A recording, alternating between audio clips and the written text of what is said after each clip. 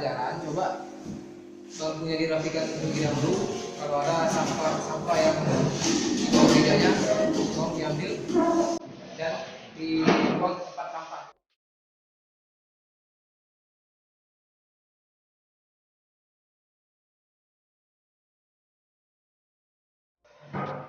Ya, baiklah.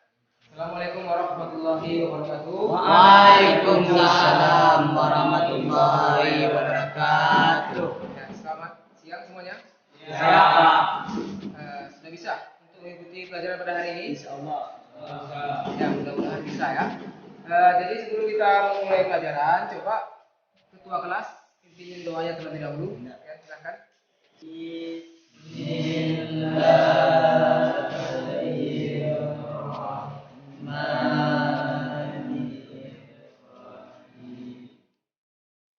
Alhamdulillahi rabbil alamin. Untuk kehadirannya, coba ketua kelas siapa yang tidak hadir pada hari ini? Siapa? Siapa? Dery Irwan. Kemudian siapa lagi? Izin. Fajar Agus lagi? Sakit. Selanjutnya Muhammad Fiolia, izin. Ya, pada hari ini ya kita akan coba untuk membahas mengenai sistem injeksi bahan bakar sepeda motor. Ya, sistem injeksi bahan bakar sepeda motor. Sistem injeksi bahan bakar sepeda motor itu dibagi menjadi 3 bagian. Yang pertama yaitu adalah sistem bahan bakarnya sendiri. Yang kedua yaitu adalah sistem pemasukan ataupun sistem udara. Yang ketiga adalah sistem kontrol ataupun sensor-sensornya. Ya, jadi yang kita pelajari untuk hari ini hanya mencakup masalah sistem bahan bakarnya saja, ya, yaitu pompa bahan bakar. Ya, paham ya?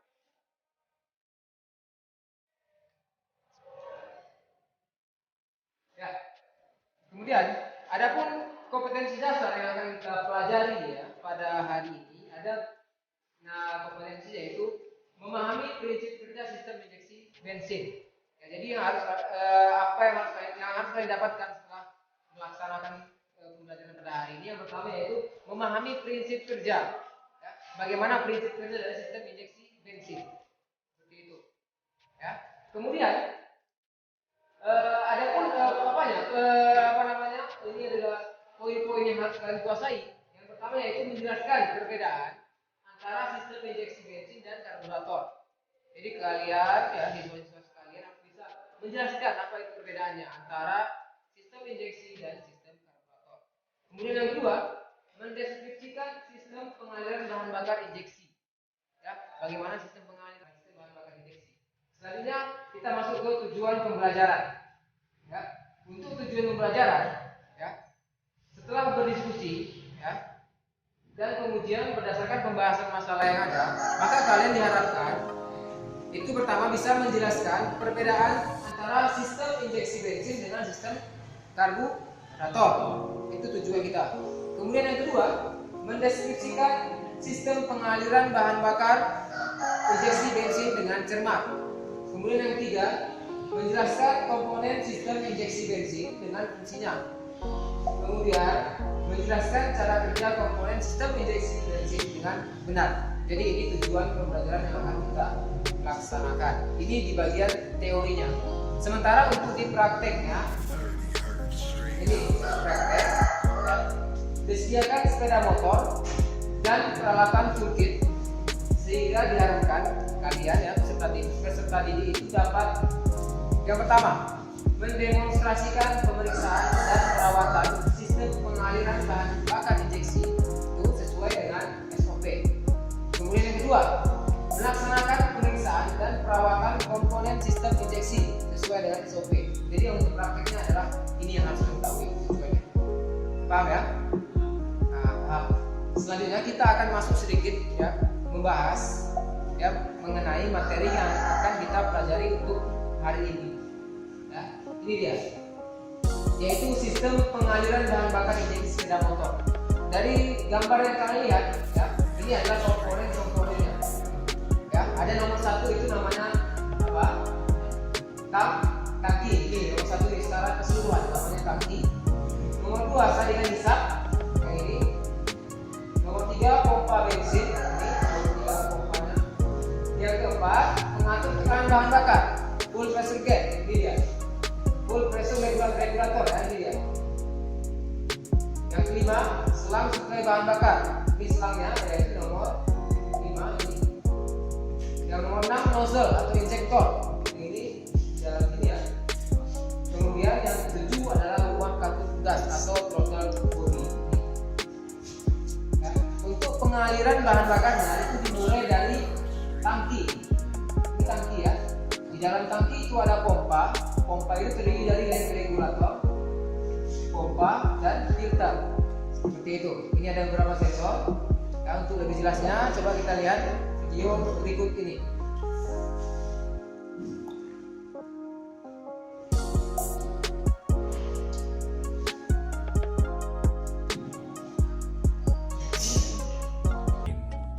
Aku cinta ketenangan.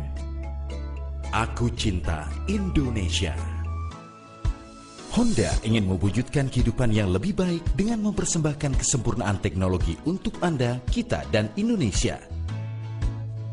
Berawal dari kecintaan pada Indonesia untuk terus menciptakan teknologi yang dapat memberikan kegembiraan dan kehidupan yang lebih baik bagi semua orang, Honda mempersembahkan PGM-FI yang memiliki semangat perubahan untuk menyebarkan kebaikan kepada dunia. Sebuah teknologi yang bersahabat dengan lingkungan sekaligus memberikan arti berkendara yang sesungguhnya bagi Anda. PGM-FI adalah sistem injeksi bahan bakar yang terkontrol secara elektronik untuk memasok campuran bahan bakar dan udara secara optimal yang dibutuhkan oleh mesin dalam setiap keadaan. Engine Control Module sebagai pengontrol kinerja sistem mengolah informasi yang dikirimkan oleh komponen sensor. DP Sensor mendeteksi setiap bukaan katup throttle secara presisi untuk memberikan informasi jumlah bahan bakar ke ECM. Honda untuk Indonesia yang lebih baik. Ya, itu adalah prinsip kerja dari sistem bahan bakar sepeda motor. Ya, itu ada tadi komponennya dan juga ada fungsinya juga. Bisa ya? Nah, seperti itu. Lanjut. Berikutnya. Ini adalah rancangan pembelajaran kita nanti. Ya, rancangan pembelajaran kita. Paham ya? Yang pertama yaitu mengajukan hipotesis mengenai masalah yang akan dibahas. Ya. Yang kedua menggali informasi dengan membaca dan berdiskusi. Ya, di samping itu nanti kita akan melakukan percobaan juga. Yang keempat, yang ketiga coba diskusikan dengan kelompok mengenai permasalahan pada pompa bahan bakar. Ya. Yaitu pengaruh temperatur engine. Pengaruh temperatur engine sepeda motor terhadap tekanan ya, dan volume aliran bahan bakar dari pompa bahan bakar. Paham ya? Sebelumnya coba ketua kelas bagi kelompoknya menjadi 2 kelompok. Ya, silahkan bagi kelompoknya satu meja satu, kelompok 1 dan yang di sini adalah kelompok 2. Silahkan dibagi.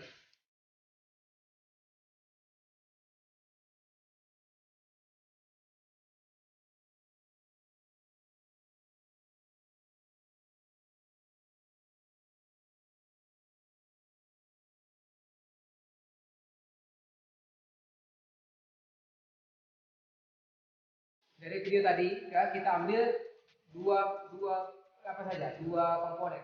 Yang pertama tadi ada EOT ya, engine oil temperatur. Apa fungsinya? Untuk mendeteksi panas oli ya dan mesin, itu EOT. Kemudian ada pompa bahan bakar. Sudah? Yang menjadi masalah sekarang, apakah ada pengaruhnya ya panas mesin yang dideteksi oleh EOT tadi? Nah, itu ya, dengan tekanan dan volume bahan bakar yang dipompakan oleh pompa bahan bakar. Seperti itu.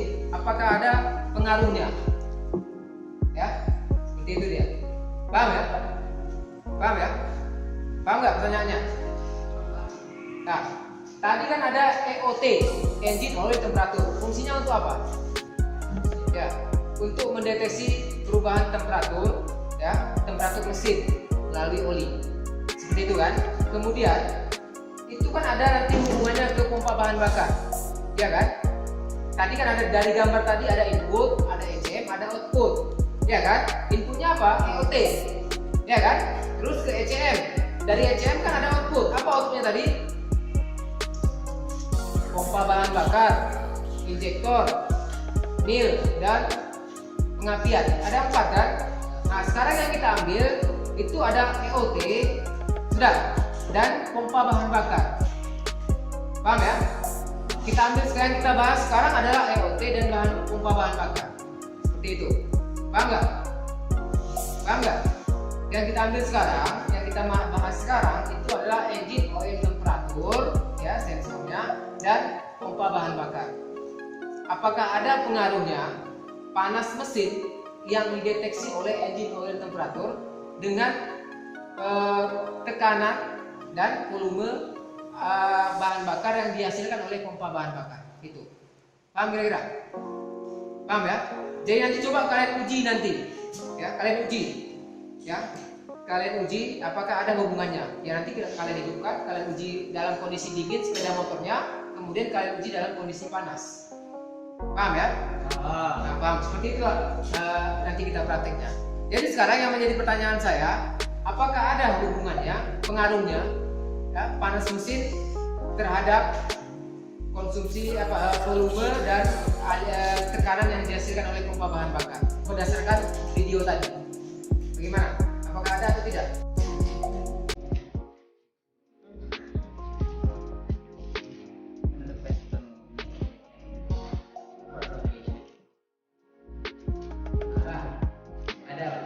Ada. EOT itu untuk mensensor perubahan suhu mesin atau oli bahan.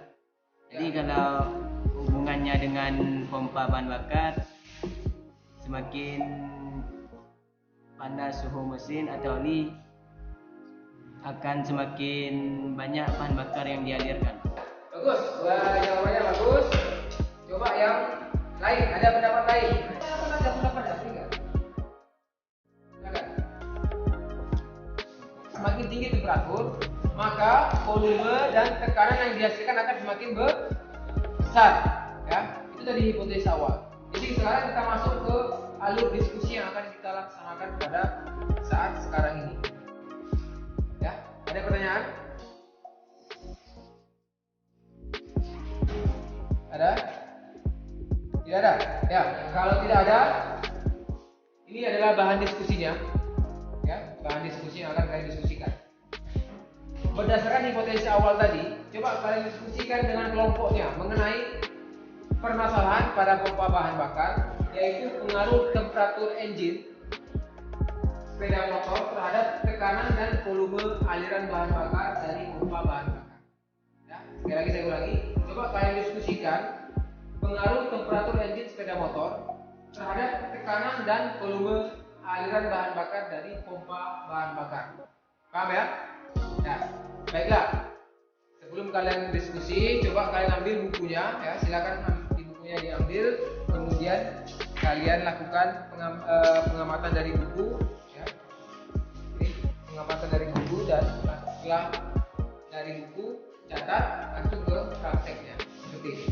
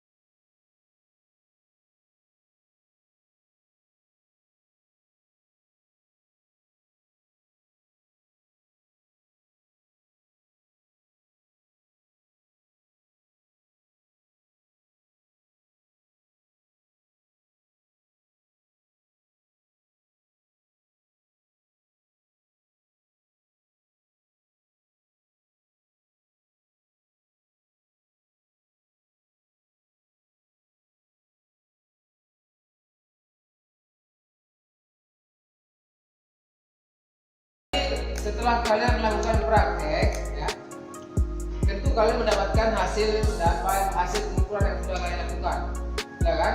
Sekarang coba kalian analisa hasil pengumpulan yang sudah kalian lakukan, bandingkan dengan diskusi yang akan kalian laksanakan, yaitu pengaruh temperatur engine sepeda motor terhadap tekanan dan volume aliran bahan bakar dari pompa bahan bakar. Ya, coba kalian bandingkan dengan ini. Kira-kira apa yang mempengaruhinya, kan seperti itu, ya kan? Apa yang mempengaruhinya, kemudian pengaruhnya bagaimana? Ya, tambah banyak nggak volume bahan bakarnya, atau tambah tinggi nggak tekanannya, seperti itu. Terus yang kedua, kira-kira apa yang mempengaruhinya? Paham ya?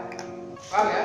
Nah, sekarang coba kalian kerjakan, ya, catat di bukunya, cari informasinya melalui buku ada, kemudian diskusi. Setelah itu nanti kalian presentasikan hasil diskusi kalian. Paham? Paham? Paham ya? Nah, coba sekarang coba dikerjakan.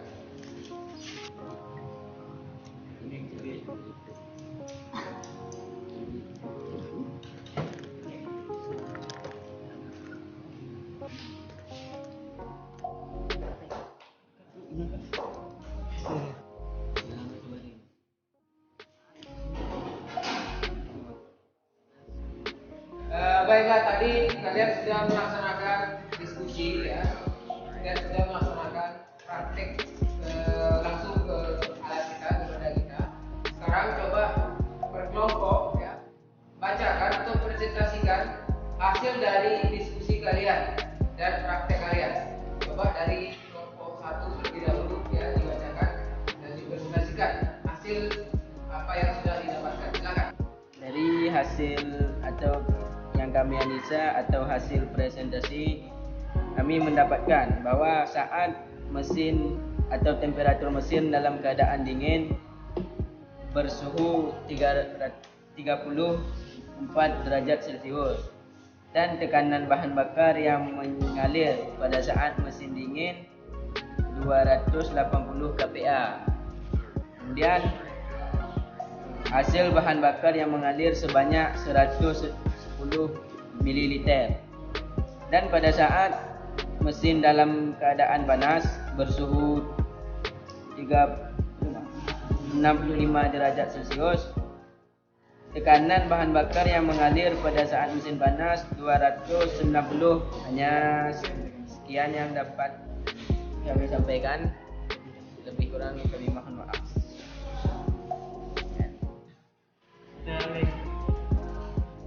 Baiklah, itu tadi pembahasan dari kelompok 1, ya. Coba beri applause ke kelompok 1 terlebih dahulu.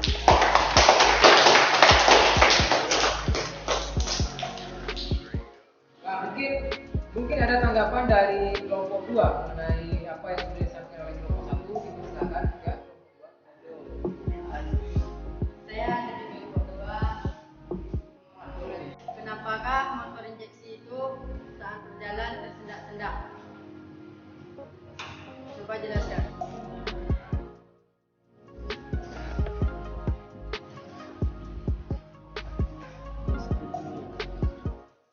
Assalamualaikum warahmatullahi wabarakatuh. Waalaikumsalam warahmatullahi wabarakatuh. Kami dari kelompok 1 akan menjawab pertanyaan dari kelompok 2. Pertanyaannya, kenapa penyebab injeksi saat jalan tersendak-sendak? Menurut kami, kemungkinan pada bahan bakarnya, pompa bahan bakarnya rusak, ataupun jumlah yang dikeluarkannya terlalu sedikit bahan bakar, dan tekanan bahan bakar tidak sesuai standar. Sekian, terima kasih. Daripada yang dibutuhkan, sehingga akselerasi ataupun jalannya sepeda motor itu tersendat. Yaitu untuk jawaban dari kelompok 1. Baiklah, tepuk tangan untuk kelompok 1 terlebih dahulu.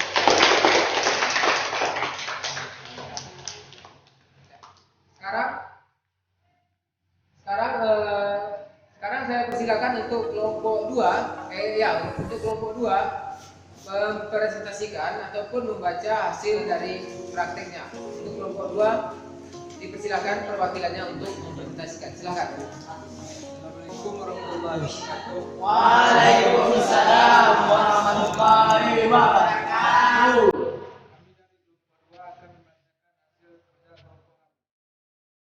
Dari yang kami analisa, saat mesin dalam keadaan dingin 36 derajat Celcius. Kemudian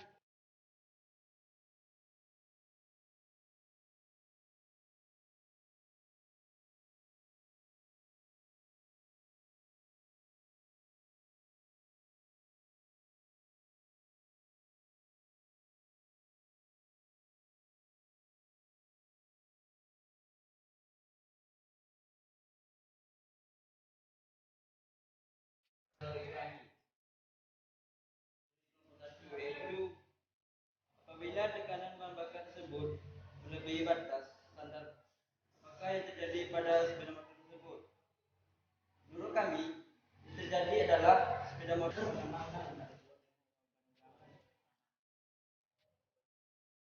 apabila tekanan dari pompa bahan bakar itu terlalu tinggi, ya, apa yang akan terjadi pada sepeda motor? Seperti itu, ya kan? Ya, yang terjadi pada sepeda motor, ya, itu tidak ada gejala-gejalanya, tidak ada. Karena apabila tekanan terlalu tinggi, maka aliran bahan bakar ataupun bahan bakar yang dipompakan yang ke injektor akan lebih banyak, sehingga bahan bakar yang digunakan akan lebih banyak. Untuk efeknya ke bahan bakar sepeda motor tidak ada. Cuma sepeda motor kita akan lebih boros daripada seperti dari biasanya. Baiklah, tadi sudah kalian sampaikan kesimpulan berdasarkan pokok kalian. Saya akan coba menanggapi kesimpulan yang sudah kita dapatkan pada pelajaran hari ini. Ya, sesuai dengan tujuan pembelajaran kita tadi, ya sesuai dengan tujuan tadi. Apa yang sudah kalian ketahui, ya. Kesimpulannya yaitu adalah yang pertama tadi kalian mengetahui ya apa itu perbedaan. Ya, perbedaan antara sepeda motor injeksi dan sepeda motor karburator. Tadi sudah kita sampaikan apa perbedaan. Yang kedua, tadi kalian juga sudah mengetahui seperti itu. Baiklah, ada pertanyaan lagi? Ya, kalau tidak ada, sekarang kita anggap pelajaran hari ini selesai. Untuk pelajaran berikutnya, kita akan masuk ke bagian dari sistem injeksi yang lainnya, yaitu sensor-sensornya. Ya, tadi kita sudah masuk sedikit mengenai engine oil temperatur. Seperti itu. Untuk minggu depan, kita akan coba bahas semua sensornya selain daripada sensor EOT tadi. Seperti itu. Saya harapkan kepada siswa-siswa sekalian, ya, untuk lebih giat lagi belajar nanti di rumah, membaca materinya, supaya minggu depan ya dalam proses pembelajaran kita lebih maksimal lagi. Seperti itu. Paham semuanya? Paham ya? Oke. Mungkin itu saja untuk pelajaran kita hari ini.